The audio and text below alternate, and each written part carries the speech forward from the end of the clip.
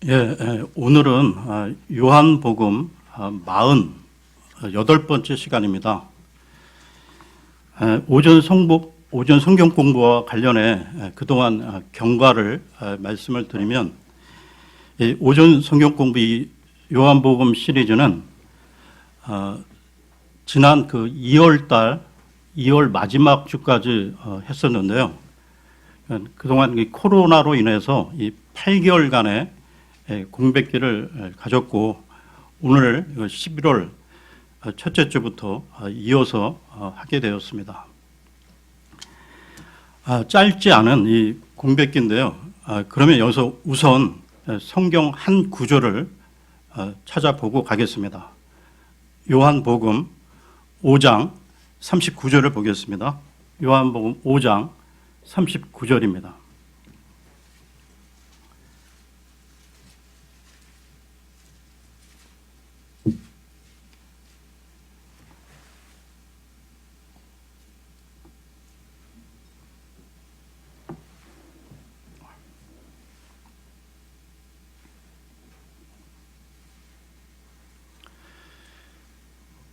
성경 기록들을 탐구하라. 너희가 그것들 안에서 영원한 생명을 얻는 줄로 생각하거니와 그것들은 곧 나에 대하여, 즉 예수 그리스도에 대하여 증언하는 것들이니라. 우리가 이 성경 공부를 여러 가지 방식과 방법으로 다양한 범주로 많이 할 수 있지만, 무엇보다도 우선적으로 가장 중요한 것은 성경의 본질인 예수 그리스도에 대해 선택과 집중해야 한다는 것입니다. 또한 여기서 더 나아가 예수 그리스도에 관한 공부를 지식적 차원에 머무는 것이 아닌 이 생명의 말씀이 우리 삶 가운데 전 인격적으로 변화를 가져와야 되고, 예수님의 모습을 닮아감으로 우리 각자가 좋은 간증의 모습, 열매 맺는 삶의 모습으로 드러나야 한다는 것입니다.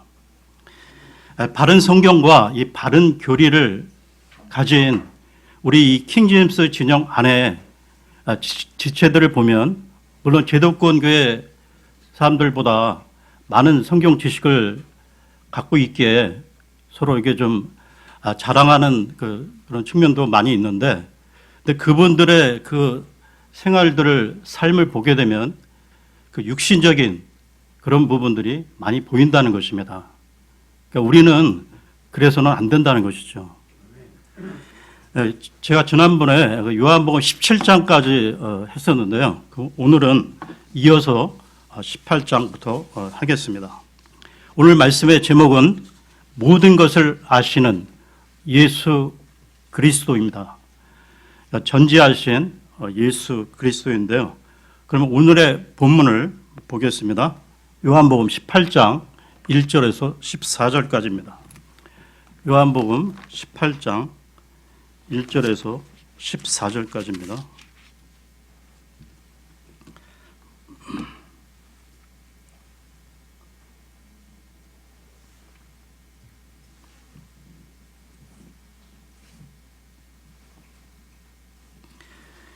예수님께서 이 말씀들을 하시고 자기 제자들과 함께 기드론 시내 너머로 나아가셔서 자기 제자들과 함께 거기에 있던 동산으로 들어가시니라.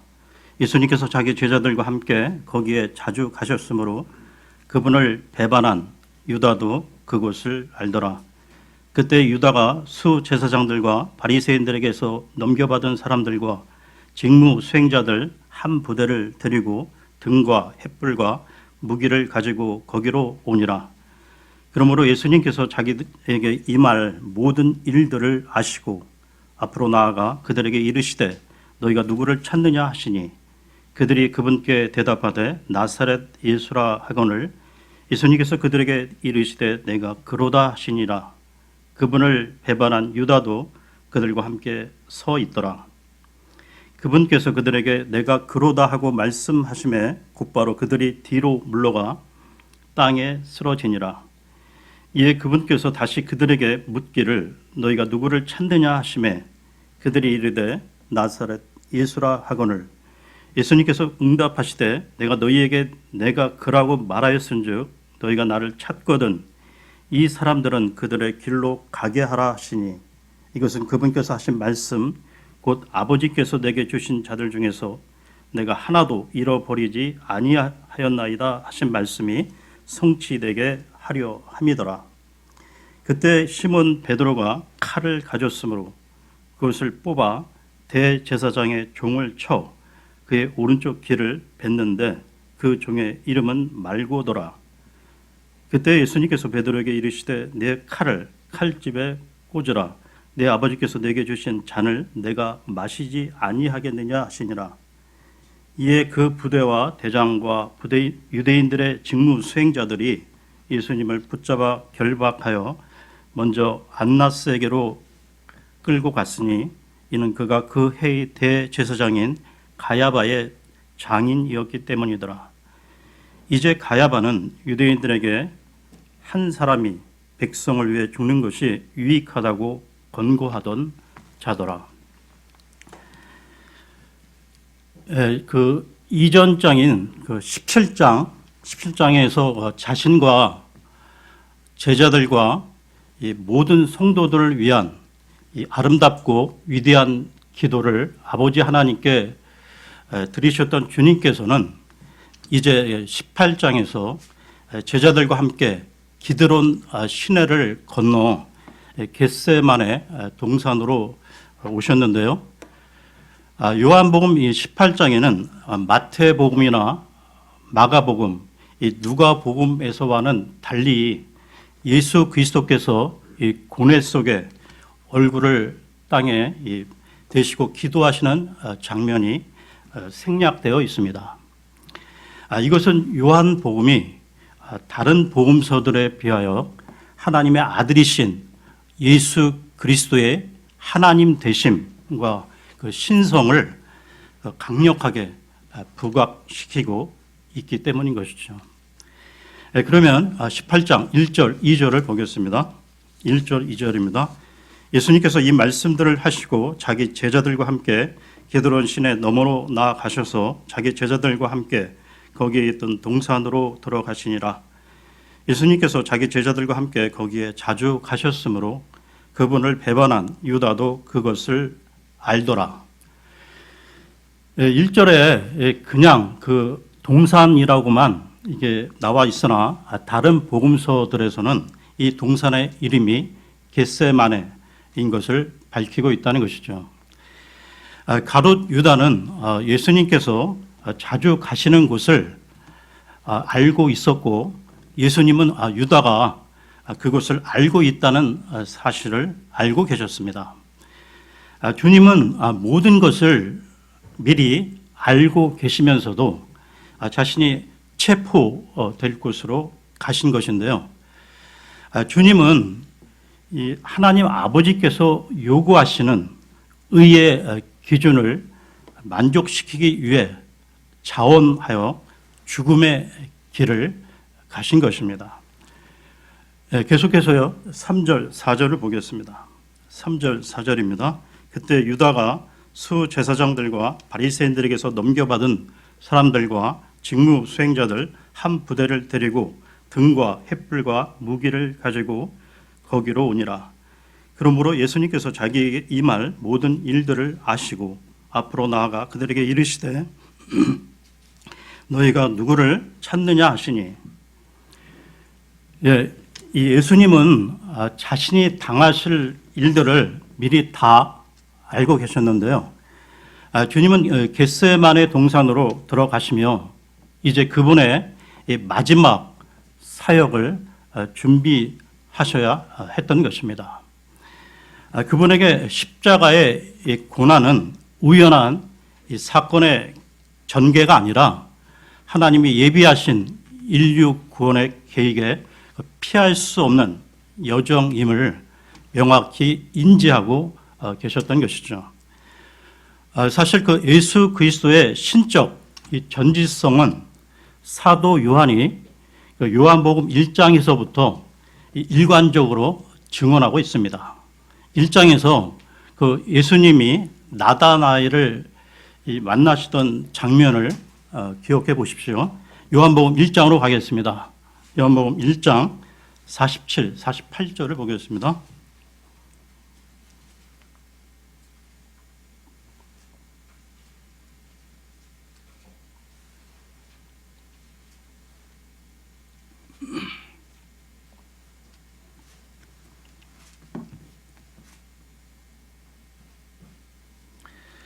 예수님께서 나다나엘이 자기에게 오는 것을 보시고 그를 가리켜 이르시되 참으로 이스라엘 사람을 보라 그 속에 간사함이 없도다 하시니 나다나엘이 그분께 이르되 어떻게 나를 아시나이까 하매 예수님께서 그에게 대답하여 이르시되 빌립이 너를 부르기 전에 네가 무화과나무 밑에 있을 때 내가 너를 보았노라 하시니. 예수님은 나다나엘의 그 내면을 통찰하고 계셨던 것이죠. 그렇다면 여러분, 오늘 우리가 믿고 따르는 예수님이 모든 것을 다 아시는 전지하신 분이라는 것은 우리에게 어떤 의미가 있습니까? 사회적으로 이 몰래 카메라가 이 사회적 그 문제로 이슈가 되기도 했었고 지금도 마찬가지인데요. 전지하신 예수님, 하나님이신 예수님은 그런 기계의 도움 없이도 우리의 모든 것을 꿰뚫어 보시는 분으로 우리는 실로 아무것도 그분 앞에서 숨길 수 없다는 것이죠. 그래서 마틴 루터, 요한 켈빈을 위시한 종교 개혁자들이 자신들의 삶의 방식을 코람 데우, 즉 라틴어인데요. 그 뜻은 하나님 앞에서라는 그 고백을 했던 것입니다.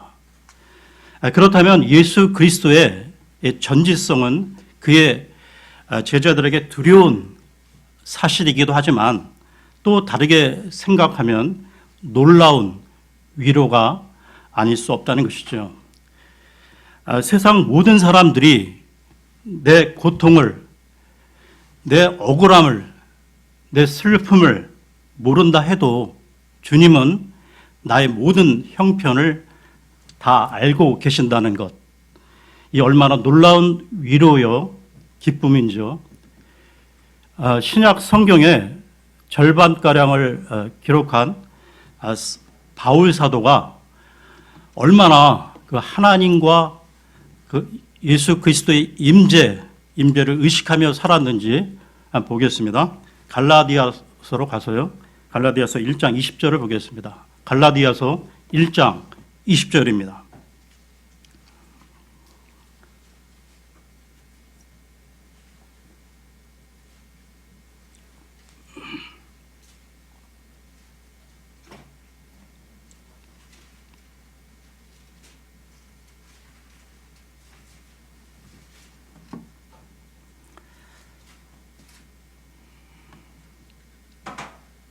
보라, 이제 내가 너희에게 쓰는 것들은 하나님 앞에서 거짓말이 아니로다. 이와 관련해서 한 부분 더 보겠는데요. 디모데 후서로 가겠습니다. 디모데 후서 4장 1절 2절을 보겠습니다. 디모데 후서 4장 1절 2절입니다.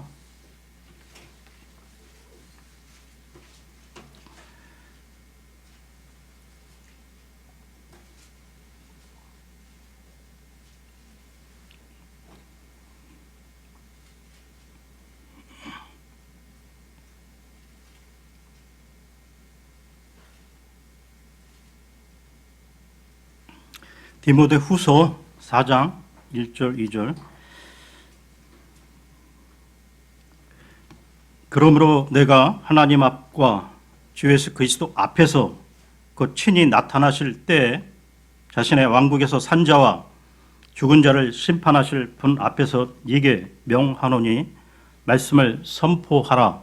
때에 맞든지 맞지 아니하든지 긴급히 하라. 모든 오래 참음과 교리로 책망하고 꾸짖고 권면하라.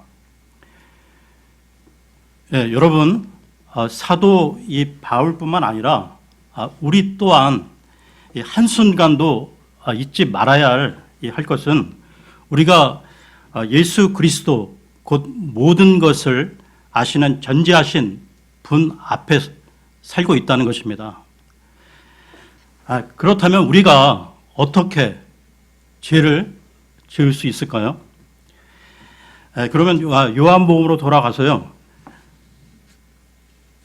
18장 5절 6절을 보겠습니다. 요한복음 18장 5절 6절입니다.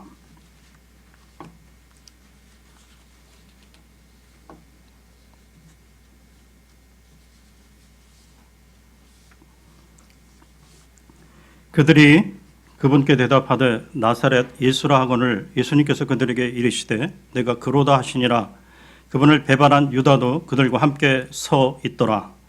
그분께서 그들에게 내가 그로다 하고 말씀하시매 곧바로 그들이 뒤로 물러가 땅에 쓰러지니라. 예수님이 자신이 누구인지를 밝히자 잡으러 온 그들이 뒤로 물러가 땅에 쓰러졌다고 밝히고 있습니다. 내가 그로다 라는 이 말씀은 주의 신성을 표현하신 것으로 스스로 계시고 모든 것을 할 수 있는 분이심을 나타내신 것이죠. 이 표현은 구약 출애굽기에서 모세가 저에게 이스라엘 백성을 인도하라고 명하시는 당신은 도대체 누구십니까? 라고 이 모세가 질문했는데요. 그 물음 앞에 처음으로 계시된 여호와 하나님의 자기 선언, 자기 표현과 같은 것입니다.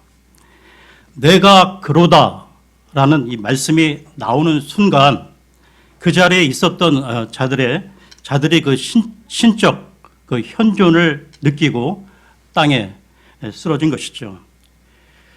그들은 한순간 절대자, 전능자 앞에 선 것을 느꼈던 것입니다. 예수 그리스도, 그분은 전지전능하신 절대자이신데요. 여러분, 우리 안에 영으로 계신 예수님이 전지전능하신 하나님이시라면 세상에 우리가 살다가 참 힘겹고 어려운 일들이 많지만 전능자가 나와 함께 하신다면 두려워할 것도 좌절할 것도 절망할 것도 없지 않겠습니까? 이와 관련해 스바냐서로 가겠습니다. 스바냐서는 하박국 다음에 있는데요. 스바냐서 3장 17절을 보겠습니다. 스바냐 3장 17절입니다.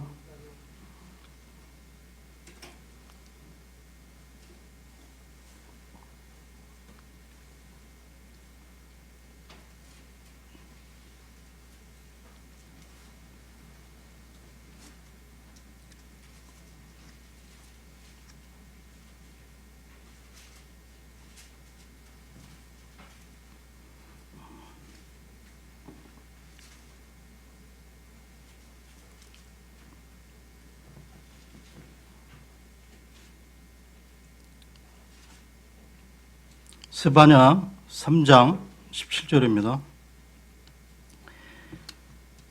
네 한가운데 계시는 주 내 하나님은 능하신 이시니 그분께서 구원하시고 너로 인해 기뻐하며 즐거워하시고 친히 사랑하시는 가운데 안식하시며 너로 인해 노래를 부르고 기뻐하시리라 하리라. 예수님이 이 땅에 오셨을 때 주의 천사는 그의 이름을 임마누엘이라 하리라 하셨는데요. 하나님이 우리와 함께 계시다라는 뜻으로 예수 그리스도는 우리와 함께 하고자 오신 전능자이십니다. 그러면 요한복음으로 돌아와서요. 18장 7절을 보겠습니다. 요한복음 18장 7절입니다. 이에 그분께서 다시 그들에게 묻기를 너희가 누구를 찾느냐 하시매 그들이 이르되 나사렛 예수라 하거늘. 놀라서 그 쓰러진 사람들에게 주님께서는 누구를 찾는지 다시 물으셨는데요. 주님을 체포하러 왔지만 오히려 주님의 말 한마디에 그 쓰러진 사람들에게 주님은 다시 같은 질문을 하신 것입니다. 여러분, 이 상황 가운데 누가 권능을 가지고 있습니까? 누가 이 상황을 통제하고 있습니까? 주님을 체포하러 온 사람들이 아닙니다. 더 나아가 이 세상의 왕국들이나 통치자들이 아닙니다. 마귀도 아닙니다. 예수 그리스도께서 모든 것을 통제하고 계셨다는 것이죠. 주님께서 십자가에 달리신 이유는 주님께서 그것을 원하셨기 때문입니다. 십자가에 달리시기 전이나 달리신 후나 모든 것을 통제하고 계신 분은 주님이셨던 것이죠. 예수 그리스도께서는 우리의 죄로 인해 성경 기록대로 십자가 위에서 죽으셨습니다. 주님은 성경 기록을 성취하기 위해 자신의 뜻에 따라 죽으셨던 것입니다. 계속해서 18장 8절을 보겠습니다. 8절입니다. 예수님께서 응답하시되 내가 너희에게 내가 그라고 말하였은즉 너희가 나를 찾거든 이 사람들은 그들의 길로 가게 하라 하시니. 이것은 주님의 명령인데요. 자신을 잡으러 온 그 사람들에게 주님께서 명령을 하신 것입니다. 그러면서 바로 그 다음 절에 설명이 이어지는데요. 9절을 보겠습니다. 이것은 그분께서 하신 말씀, 곧 아버지께서 내게 주신 자들 중에서 내가 하나도 잃어버리지 아니하였나이다 하신 말씀이 성취되게 하려 함이더라. 제자들에게 손대지 못하도록 명하시는 그 주님의 말씀에서 끝까지 사랑하시는 주님의 모습이 여실히 드러나고 있는데요. 이뿐 아니라 제자들이 예수 그리스도를 따라 함께 체포되어 함께 십자가에 달려서는 안 될 이유가 있었습니다. 이것은 구약의 한 규례에서 그 예표가 이미 나와 있는데요. 이와 관련해 레위기로 가겠습니다. 레위기 16장 17절을 보겠습니다. 레위기 16장 17절입니다.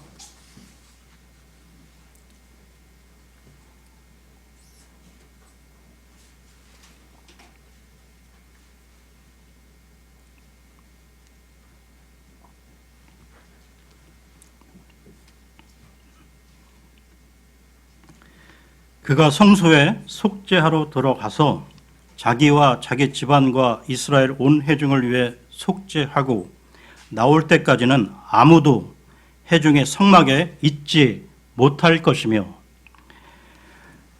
예수 그리스도께서 모든 것을 통제할 수 있는 권능을 가지고 계시지 않았다면 구약 성경의 예언을 결코 성취할 수 없었을 것입니다. 십자가 사건은 예수 그리스도께서 인간의 몸을 입고 이 세상에 오시기 수천 년 전에 이미 예언된 사건인데요. 창세기로 가겠습니다. 창세기 3장 15절입니다. 창세기 3장 15절입니다.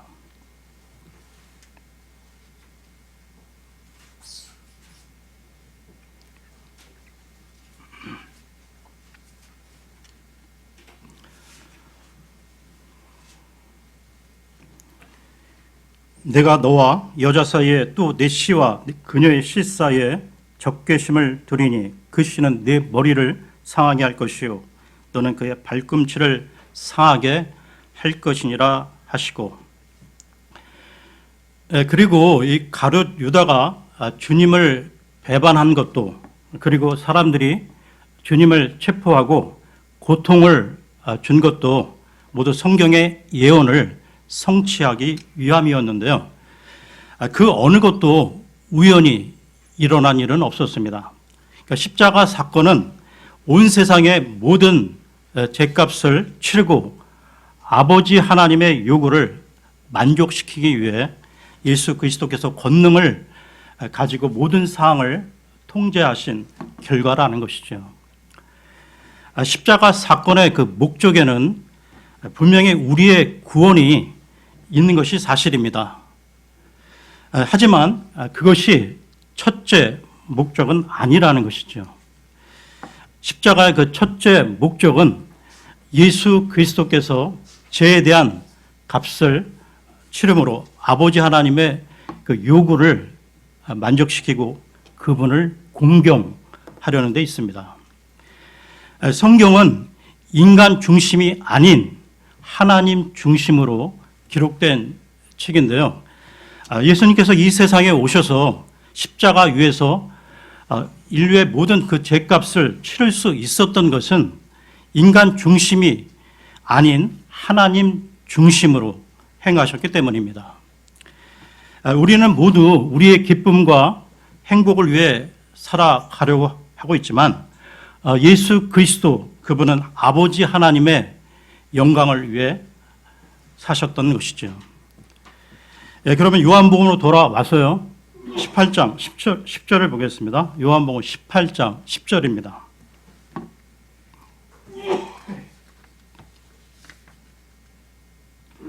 그때 시몬 베드로가 칼을 가졌으므로 그것을 뽑아 대제사장의 종을 쳐 그의 오른쪽 귀를 뱉는데 그 종의 이름은 말고더라.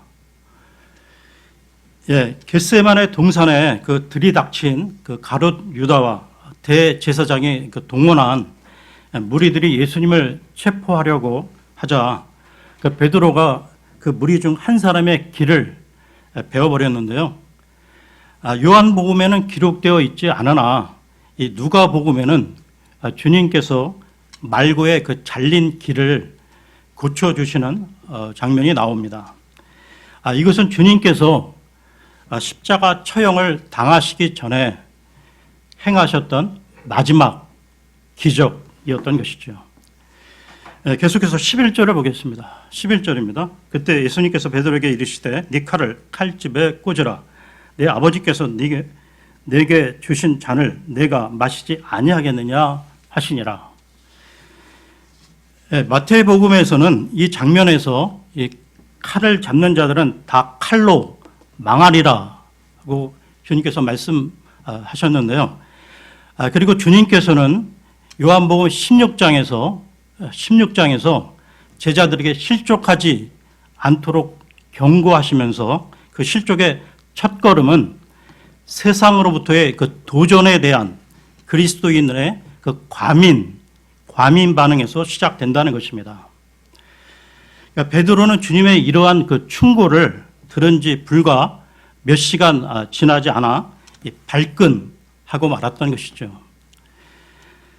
여러분, 세상에 그 속한 자들은 세상에 속하지 않은 그리스도인들을 걸핏하면 건드리는데, 그래서 이 그리스도인들은 실족하기 쉬운 상황에 늘 노출되어 있음을 알고 늘 주의해야 한다는 것입니다. 그리스도인들은 이 칼 대신 성령의 칼을 가지고 자신을 지켜야 하는 사람들인데요. 에베소서로 가겠습니다. 에베소서 6장 17, 18절을 보겠습니다. 에베소서 6장 17, 18절입니다.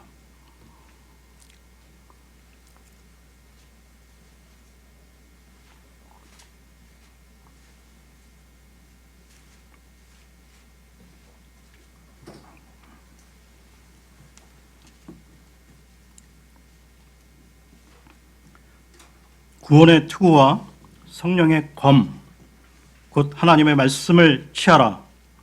모든 기도와 간구로 성령 안에서 항상 기도하되 모든 성도를 위해 모든 인내와 간구로 그 일에 깨어 있고. 예, 그러면 요한복음으로 돌아와서요. 18장 11절을 다시 보겠습니다. 18장 11절입니다.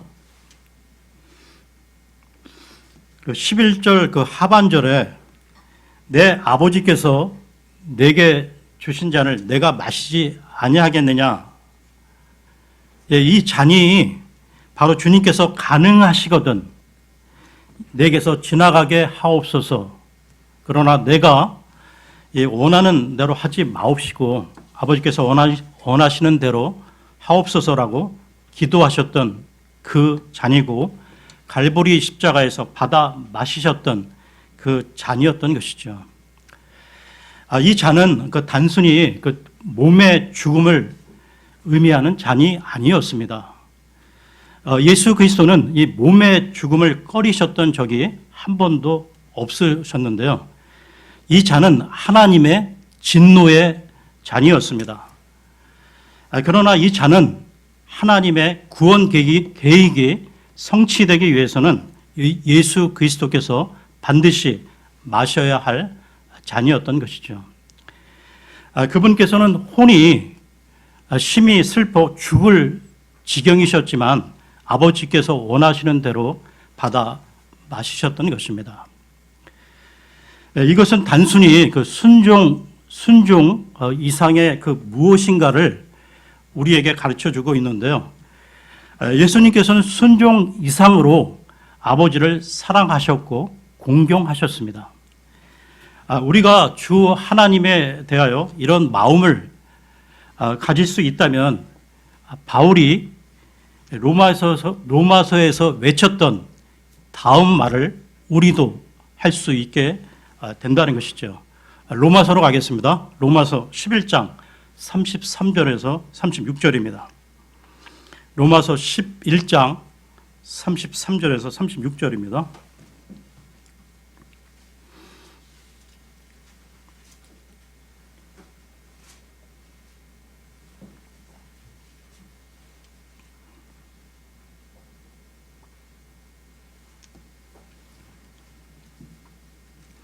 오 깊도다. 하나님의 지혜와 지식의 부요함이요 그분의 판단들은 헤아릴 수 없으며 그분의 길들은 찾지 못할 것이로다. 누가 주의 생각을 알았느냐? 누가 그분의 조언자가 되었느냐? 누가 그분께 먼저 드려서 다시 보답을 받겠느냐? 모든 것이 그분에게서 나오고 그분으로 말미암으며 그분께로 돌아가나니 영광이 그분께 영원토록 있기를 원하노라. 아멘. 네, 그러면 요한복음으로 돌아와서요. 18장 12절을 보겠습니다. 요한복음 18장 12절입니다. 이에 그 부대와 대장과 유대인들의 직무 수행자들이 예수님을 붙잡아 결박하여. 네, 성경은 이 과정을 자세히 설명하고 있지 않지만 아마 그들이 붙잡아 결박할 수 있도록 주님께서 스스로 자신을 내어주셨을 것입니다. 그러니까 말 한마디로 자신들을 넘어뜨릴 수 있는 사람을 붙잡으라고 명령할 수도 없고 또 그렇게 명령한들 따를 리도 없기 때문이죠. 아마 주님을 체포하는 그 군인들은 주님께 사과를 하며 벌벌 떨면서 주님을 결박했을 것입니다. 계속해서 13절, 14절 보겠습니다. 13, 14절입니다. 먼저 안나스에게로 끌고 갔으니 이는 그가 그의 대제사장인 가야바의 장인이었기 때문이더라. 이제 가야바는 유대인들에게 한 사람이 백성을 위해 죽는 것이 유익하다고 권고하던 자더라. 요한복음에는 기록되어 있지 않지만 이 다른 복음서를 보게 되면 정부가 매년 백성이 원하는 죄수 한 명을 놓아주는 전통이 있었다고 합니다. 그때 그 유대 백성들은 바라바라는 강도를 선택했는데요. 그 해의 대제사장인 이 가야바는 예수 그리스도를 살해하기 위한 그 책동을 배후에서 지휘한 인물이었던 것입니다. 그러니까 어느 시대에서나 이 동서고금을 막론하고 이 종교 지도자들이란 그 현실적으로 사회적, 정치적 유익을 위해서라면 아주 계산이 빠른 게 특징이라 할 수 있죠. 가야바를 비롯한 유대인들은 이 한 사람을 죽음으로 로마인들에게 내어주는 것이 민족 전체의 그 안전을 위해 유익하다고 정치적으로 생각했습니다. 그러나 하나님께서는 한 사람이 한 백성이 아닌 모든 백성을 위해 죽게 하시고 그로 인해 모든 백성이 영원한 유익을 얻는 길을 여셨던 것이죠. 왜냐하면 예수님께서는 이 한 백성만이 아닌 온 백성, 모든 인류를 위해 죽으셨기 때문입니다. 네, 오늘은 여기까지 하고요. 다음 시간에 계속 이어서 하겠습니다. 네, 감사합니다.